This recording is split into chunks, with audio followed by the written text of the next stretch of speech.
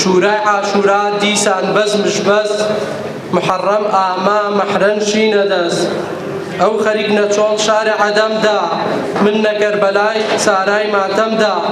بە دروشمی مەولەوی ڕابەری پێچەوانە بوو لە ئەدەبی کوردیدا بە ئامادەبوونی بەشێکی زۆر لە ئەدەب دۆستان و خوێندکاران لە بەشی کوردی قەزای شارە زۆر یەکەم دیداری زانستی بەڕێوە چوو کە تیایدا تیشخرایە سەر پێک هاتەی زانین لە هزری مەولەوی و فەلسەفەی مەولەوی بەرپرسی لیژنەی ڕاگەیاندنی سیمپۆزیۆمەکە ڕایگەیاند ئامانجیان زیاتر ئاوردانەوە بوو لە مەولەوی باسکردن لە جیاوازیەکانی مەولەوی و بەراورد بە شاعیرانی دیکەی کورد. ئەمانەوێ یەک خاڵ زۆر جەخت بخێنەوە سەر ئەویش لەوەیە تا ئێستا لە دنیای نووسینی ئێمە تا ڕادەیەک بەراوێز خراپێ یاخود پشتگوێ خراپێ و کەمتر بیری لێ کرابێتەوە ئێمە لەم سیمپۆزیۆمەدا ئامانجمانەوە بۆ مەولەوی وەک ڕابەری پێچەوانە بوون لە ئەدەبی کوردیا بخێنە ڕوو. مەبەستمان لە پێچەوانە بوون چییە؟ لە ڕاستیە مەولەوی لەو سەردەمەی کە ژیاوە لەگەڵ شاعیرانی هاو عەسری خۆیان کە نالی سالم کوردی و بە ڕێژەیەکی زۆریش مەحوی حاجی قایری کۆیی شێخ ڕەزای تاڵەبانی میسباح دیوان هەموو ئەمانە بەڵام مەولەوی پێچەوانەی هەموو ڕەوتی ئەم شاعیرانە بە جۆرێکی تر شێعرە نووسێ. مەولەوی لە ساڵی 1906 زاینی لە گوندی سەرشاتە لەدایک بووە و 7 کتێبی دیار و بەناوبانگی هەیە و کە باس لە ئەدەبی کوردی دەکا و لە ژیانیدا تەواوی کوردستانی ڕۆژ هەڵات و باشوور گەڕاوە بۆ خوێندن. مامۆستایەکی زانکۆش باس لە تایبەتمەندی و شارەزایی مەولەوی دەکات لە ئەدەبیاتی کوردیدا.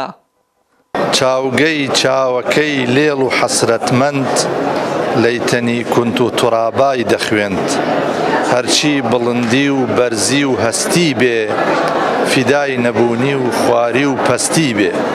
مەولەوی کاریگەری لەسەر دوای خۆی هەیە یعنی بە هەموو جیل و نەوە و چین و توێژەکانی کوردەواریەوە لە زانایان و ئەدیبانەوە بگرە تا هونەرمەندان و تا ستران بێژان و تا خەڵکی سادە وان لەژێر کاریگەری شیعر و ئەدەبیات و ئەندێشە و فکری مەولەویە. طبعا مەولەوی یەکەمین کەسێکە کە ئێستا ئێمە دەقی فەلسەفی کوردی کۆنی نووسیوە بۆ ئێمە. ئەو کتێبانەی مەولەوی نووسیوێتی ئەکرێ ببێتە مەنهەج لە کۆلیجەکانی فەلسەفە.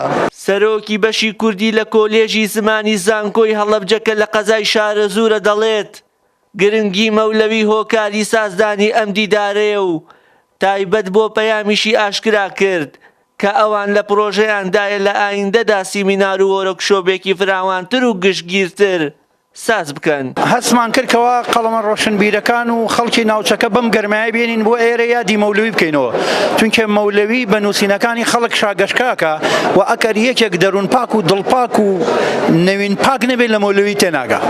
بەڵێ ئینشاءالله کۆنفرانسی دووهەممان لە مانگی سێیا بێ لەسەر نالی گەورەترین کۆنفرانسە بێ و ناویشێنین کۆنفرانسی جیهانی ئینشاءالله.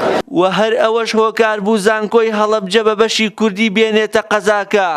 لە ئێستاشدا بەشێک لە مامۆستایانی بەشەکە لە هەوڵی زیاتر فراوانکردن و کردنەوەی بەشی نوێی دیکەن لە زانکۆکەیاندا. وشیار محەممەد کەناڵی ئاسمانی پەیام قەزای شارە زۆر.